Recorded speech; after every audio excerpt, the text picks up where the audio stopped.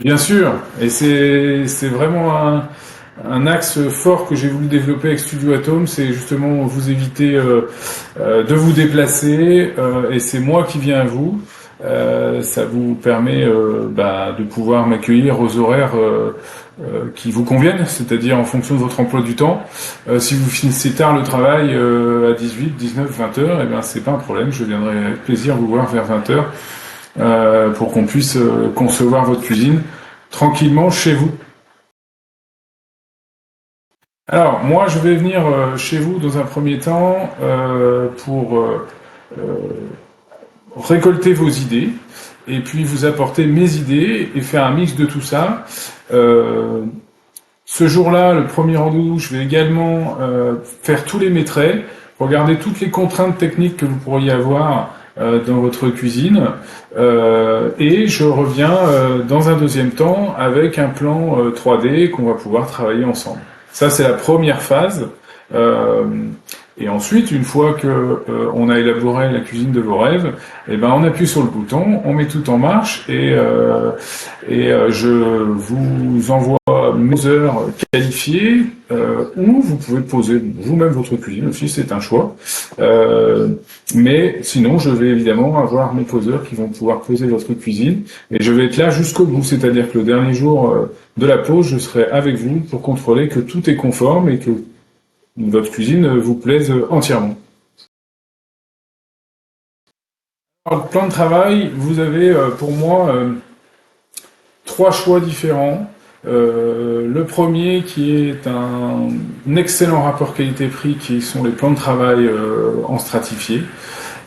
Aujourd'hui, on fait des choses bluffantes en stratifié avec un effet bois, par exemple, assez extraordinaire. Euh, Vous avez une deuxième option un petit peu plus chère qui est le compact. Donc le compact, c'est un stratifié mais beaucoup plus dense et beaucoup plus résistant, on va dire, et qui permet de pouvoir avoir des éviers sous-plans, chose qu'on ne peut pas faire avec du stratifié. Donc ça, c'est un intérêt. Et la troisième, après, on arrive sur tout ce qui est céramique ou granit ou pierre naturelle, où là, évidemment, c'est le top du top. Ça permet de pouvoir effectivement mettre des éviers sous plan, évidemment, mais aussi de pouvoir couper son saucisson directement sur son plan de travail. Et ça permet aussi de mettre des plats très chauds jusqu'à 500 degrés pour éviter d'abîmer le stratifié qui, lui, par contre, craint la chaleur au-dessus de 180 degrés. Voilà. Donc ça, c'est un gros avantage sur le granit et le céramique, mais évidemment, ça dépend aussi du budget qu'on a envie de consacrer à sa cuisine, parce que ce ne sont pas du tout les mêmes prix, évidemment. Alors, pour moi, en tant que cuisinier, je vais être tout à fait honnête avec vous, l'encastrable est quand même beaucoup plus joli. Puisqu'effectivement, vous avez votre frigo qui est complètement fondu dans votre cuisine, donc on ne voit rien du tout. Après, il y a il existe aussi des frigos type américain où on peut se servir d'eau, de glaçons, etc. Et là, évidemment, ça n'existe pas forcément en encastrable. Donc, il y a aussi une question de pratique et du frigo qu'on a envie. Mais évidemment, le frigo encastrable, c'est quand même ce qu'il y a de plus esthétique, on va dire. Alors, le plus courant aujourd'hui, c'est ce qu'on appelle une hauteur plan de travail. Donc, en gros, c'est 91 cm, plus ou moins en fonction de ça, vraiment des choix des clients. Mais effectivement, l'avantage du hauteur plan de travail, c'est que on a, malgré qu'on soit assis un petit peu en hauteur, on a quand même les pieds qui touchent par terre. Et ça a l'air bête, mais c'est très agréable de pouvoir avoir les pieds qui touchent par terre. Après, la hauteur barre, donc on est plus sur du 110-115 cm de hauteur. C'est aussi quelque chose qui peut plaire. Après, c'est une question de goût, de préférence. Où là, effectivement, on est beaucoup plus haut et c'est vraiment ce qu'on appelle une vraie hauteur barre. Et ce qui veut dire que hauteur barre, on peut être aussi debout. Ce qui change aussi, si on a envie d'avoir aussi ses amis qui viennent s'approcher autour de la cuisine, prendre l'apéro, ils peuvent rester debout sans forcément s'asseoir en hauteur barre. Quand on est en hauteur plan de travail, on peut être debout, mais c'est un peu moins confort. Voilà. Mais pour moi, à hauteur plan de travail, c'est le bon compromis. c'est une super innovation. Enfin, innovation, j'ai envie de dire, presque une évidence, qu'on utilise la vapeur depuis quand même très longtemps. Mais effectivement, on l'utilisait pas forcément dans les fours, ou alors on avait des, des, des, des appareils spécifiques électroménagers qui faisaient que ça. Et là, on l'a intégré dans les fours. Donc c'est un gros avantage en fait, c'est une cuisson qui est beaucoup plus douce, c'est un filet mignon ou un poulet qui reste tendre, qui n'est pas sec. Voilà, c'est le gros avantage de la vapeur et diététiquement effectivement c'est intéressant quand vous cuisez à la vapeur aussi des légumes, bah, les légumes conservent toutes leurs propriétés et ça c'est aussi intéressant. Et l'avantage, je rajoute, excusez-moi, mais c'est aussi que vous avez quand même un four traditionnel. Donc vous avez un deux en un, j'ai envie de dire. Et ça c'est quand même aussi important. C'est que c'est pas parce qu'on fait le choix d'un four vapeur qu'on n'a plus du tout de four. Alors il existe des fours 100% vapeur. Ça c'est autre chose. Mais aujourd'hui on a les fours qui font les deux et ça je trouve ça très bien. Alors, vous avez effectivement deux styles de hotte. Maintenant, quelque chose qui est très tendance, c'est la plaque aspirante, et où vous avez effectivement les hottes, alors plafonniers ou murales. Hein. En fait, c'est vraiment plus une histoire d'esthétique et quand on est sur un îlot, de pratique aussi. Parce qu'effectivement, quand vous êtes sur un îlot, eh ben, c'est agréable de ne pas avoir au-dessus de l'îlot une hotte qui va vous gâcher la vue, j'ai envie de dire. Donc à ce moment-là, effectivement, on peut utiliser une plaque de cuisson aspirante, qui sont aujourd'hui très efficaces. Il y a 5 ans en arrière, je vous aurais dit de ne pas acheter de plaque aspirante. C'était pas efficace. Aujourd'hui, les plaques aspirantes sont fabriquées par des fabricants de hottes, des spécialistes de la hotte, et du coup, on a des capacités énormes et c'est vraiment très très efficace. Après, si on le préfère, effectivement, on peut aussi avoir une hotte murale ou une hotte au plafond on peut même avoir des hottes qui sont cachées complètement dans les meubles hauts. Donc c'est vraiment différent. Une hotte, il faut savoir l'utiliser. Une hotte, normalement, elle doit être allumée 5 à 10 minutes avant de commencer. C'est là que le flux d'air va se mettre en place et c'est là que ça va être la plus intéressante. Si on l'allume au moment où on fait griller ce steak haché, il est un peu trop tard. Après, il faut pas oublier que tout simplement aussi ouvrir une fenêtre, bah ça peut vous créer aussi un nouveau flux d'air et une aspiration. Donc en fonction de là où est placée votre cuisson, parfois même je conseille moi de pas prendre de hotte du tout et ça fait des économies. Alors, moi je travaille avec 4 menuisiers, 4 poseurs menuisiers. C'est vraiment quelque chose auquel je tiens énormément, c'est-à-dire que je peux vous faire la plus belle cuisine du monde. Si derrière on a un poseur qui fait n'importe quoi, ben ça va tout gâcher notre travail à tous les deux. Donc l'idée, il est vraiment que derrière vous ayez des professionnels et donc qui sont sélectionnés. Tous mes poseurs, je vais poser avec eux une première cuisine pour voir comment ils travaillent et je les trie vraiment sur le volet pour que tout soit nickel à la fin. Alors ça dépend de la taille de votre cuisine. En règle générale, c'est de 1 à 3 jours. Alors moi je travaille toutes les marques. C'est vraiment ça en fonction de vos choix. Soit vous souhaitez des bons rapports qualité-prix avec des marques comme Whirlpool, comme Beko, soit vous voulez monter un petit peu en gamme en partant sur du Samsung, du Siemens, du Bosch, soit après vous pouvez aller aussi sur des marques très très haut de gamme, type Miele pour les lave-vaisselle par exemple. Voilà, donc après moi je peux fournir les électroménagers que vous souhaitez et je n'impose pas de prendre les électroménagers avec moi. Si vous souhaitez acheter votre électroménager par vous-même, il n'y a aucun souci, vous n'êtes pas du tout obligé de passer par moi. Il y a deux choses. Si c'est sur la partie meuble, vous allez m'appeler moi et je vais effectivement vous faire remplacer ce qu'il y a à remplacer éventuellement. Sur la partie électroménager, vous avez la chance, si vous avez pris l'électroménager avec moi, l'avantage c'est que vous êtes en direct avec les fabricants. C'est-à-dire que si vous avez un lave-vaisselle Bosch, eh ben, je vais vous donner le numéro de téléphone direct de Bosch et vous pourrez les appeler directement. C'est eux qui vont venir faire le dépannage. Donc vous avez accès directement. Bien sûr, je suis toujours là en back-office. Si vous avez un souci, si Bosch vous répond pas pour X raison, s'il y a quoi que ce soit, vous pouvez évidemment m'appeler, mais c'est vrai que l'avantage est que vous êtes en direct avec les marques. Les cuisines noires, c'est magnifique. Vous avez raison de vouloir ça, mais vous avez raison aussi, c'est un petit peu plus salissant. Alors aujourd'hui, heureusement, les fabricants ont vachement innové là-dessus.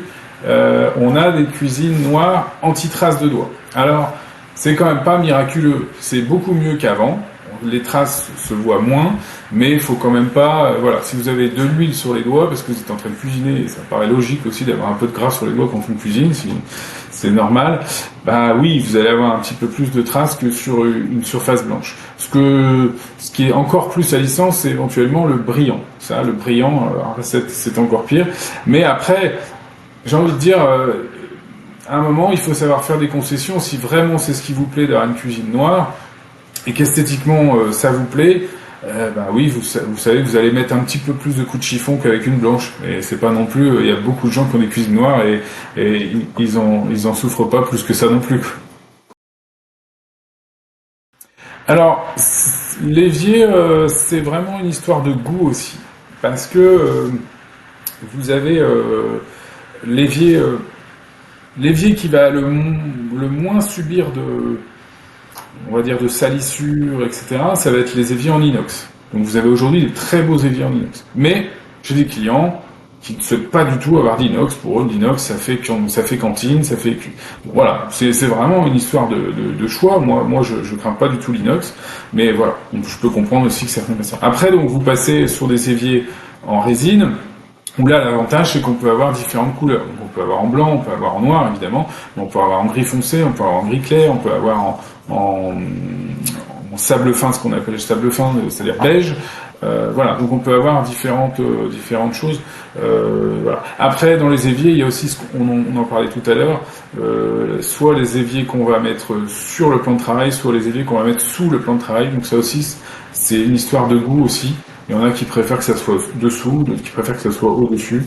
Voilà, c'est aussi en fonction de chacun. Donc il y a sur les éviers, on a un choix vraiment énorme. Donc il y a pas de conseil particulier. C'est vraiment une histoire aussi de goût et d'affinité avec le produit. Pas forcément. Ça dépend aussi de la taille de votre cuisine et de combien vous avez besoin de rangement.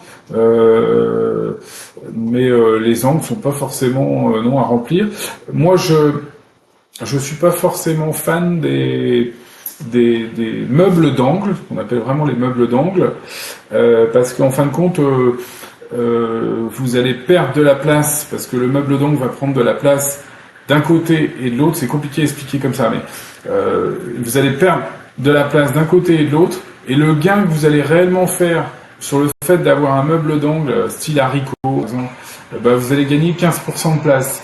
Donc, pour gagner juste 15% de place, vous allez un meuble d'angle, ça coûte un peu plus cher que les autres meubles, donc vous allez dépenser beaucoup d'argent pour juste gagner 15% de place. Alors, si vraiment vous êtes dans une toute petite cuisine, dans un studio, etc., bah, ça vaut peut-être le coup effectivement d'investir pour gagner 15% de place. Mais sinon, je préfère privilégier les angles qui sont creux, enfin évidemment creux à l'intérieur, mais qui ne se voient pas. Voilà, donc c'est vraiment aussi, c'est vraiment à discuter ça au cas par cas, j'ai envie de dire.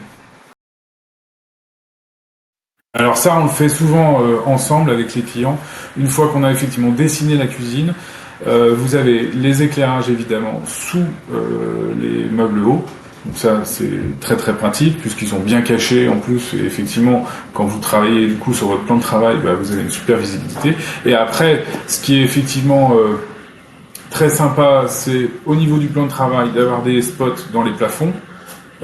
Et après, quand vous avez par contre un îlot, c'est sympa pour avoir quelque chose un petit peu plus déco avec peut-être des plafonniers ou des choses comme ça. Ça donne un petit cachet un petit peu plus sympa qu'un spot, effectivement. Très bonne question. Alors, les tiroirs, vous avez, alors déjà quand on dit tiroir, Tiroir, ça veut dire à peu près 14 centimètres, plus ou moins grand, hein, et c'est fait pour tout ce qui est effectivement les couverts, ça peut être aussi pour les papiers d'alu, ça peut être aussi pour les serviettes de table, voilà, ça peut être pour tout ce genre de choses. Et après, on a les casseroliers. Donc les casseroliers, on va les appeler les grands tiroirs, mais ça s'appelle un casserolier. Un casserolier, comme son nom l'indique, c'est pour mettre des casseroles ou tout ce qui est plat assez gros. Donc il faut un mixte un peu des deux. Il faut aussi un mixte avec, pourquoi pas aussi des armoires, des armoires ou des meubles bas classiques, c'est-à-dire juste avec deux portes qui s'ouvrent ou une et des étagères, parce que ça c'est aussi utile. Il faut avoir un petit peu des deux, il faut savoir mixer un peu sur les deux. Et après, souvent ce qu'on fait avec les clients, c'est comme je viens à domicile, effectivement, avec les clients, on regarde combien ils ont de tiroirs à l'heure actuelle, combien ils ont besoin de métrage de tiroirs ou de casseroliers. Et là, on va adapter aussi leur nouvelle cuisine pour qu'ils aient, s'ils estiment qu'aujourd'hui ils n'ont pas assez de tiroirs, c'est pas assez grand, ben on va en rajouter un. S'ils estiment qu'au contraire, c'est très bien, ben on va rester sur cette même base. Voilà. Les poubelles, alors quand on peut, l'idéal est d'éviter de les mettre sous les éviers. Pourquoi? Parce que quand je fais la vaisselle, et ben derrière, mes enfants, ils peuvent pas venir jeter vider leurs assiettes parce que je suis devant l'évier et donc je peux pas, ils peuvent pas jeter la poubelle. Donc effectivement, si on peut éviter sous l'évier, c'est mieux. Mais des fois, en fonction de la place de la cuisine, etc., on n'a pas le choix. Donc à ce moment-là, il existe plein de poubelles sous évier, des doubles bacs, des simples bacs. Voilà, et il y a plein de formules possibles. Mais du coup, les poubelles sont un tout petit peu plus petites sous les éviers. Et après, vous avez les formules où vous avez carrément ce qu'on appelle des meubles poubelles. Donc là, avec un bac, deux bacs, trois bacs, et même des quatre bacs pour pouvoir faire des tris, des quatre tris différents. Enfin, voilà, il existe beaucoup de possibilités dans les poubelles. En moyenne, j'ai 2 à 3 semaines de délai pour venir vous voir. Alors sur le premier rendez-vous, on va dégrossir ensemble ce que je disais tout à l'heure, on va dégrossir ensemble aussi sur l'aménagement de votre cuisine au global. Et on va aussi parler couleur, effectivement. Couleur de vos façades, couleur de vos plans de travail, est-ce que vous voulez avec poignée, sans poignée, etc. Et donc, deuxième rendez-vous, je vais vous apporter, si par exemple vous avez choisi une façade, vous souhaitez une façade plutôt dans les tons verts, eh ben je vais vous amener mes 4 façades vertes, que vous puissiez toutes les comparer, les voir chez vous, avec la luminosité de chez vous. Donc ça c'est très important également. C'est l'avantage de pouvoir venir chez vous à domicile avec les façades, c'est que effectivement, vous allez vraiment avoir le vrai rendu que va avoir votre cuisine à l'avenir. Puisque quand vous regardez des façades dans les magasins, vous avez des spots, des néons qui font que ça peut altérer la vraie couleur que ça va rendre. Là, c'est l'avantage. Je vais venir aussi avec des plans de travail. Donc pareil, même principe. Si vous me dites, voilà, moi je veux un plan de travail en effet bois, eh ben, je vais venir avec 3, 4, 5 styles de plan de travail dans le bois que vous souhaitez, soit un bois plus foncé, soit un bois plus clair. Voilà. Et je vais venir aussi, par exemple, avec des poignées.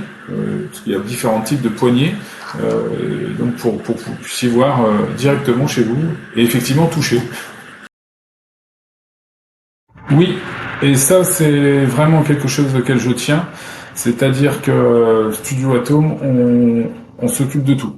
Si vous avez besoin qu'on vous démonte la cuisine et qu'on l'évacue, on s'en occupe. Si vous avez besoin de changer des prises, de bouger des prises, on s'en occupe. Si vous avez besoin si votre évier est à droite et que vous le voulez à gauche, et ben on vous fera intervenir effectivement un plombier pour changer ça. On peut éventuellement casser des cloisons, créer des verrières, s'occuper de la peinture, s'occuper du sol. Voilà, je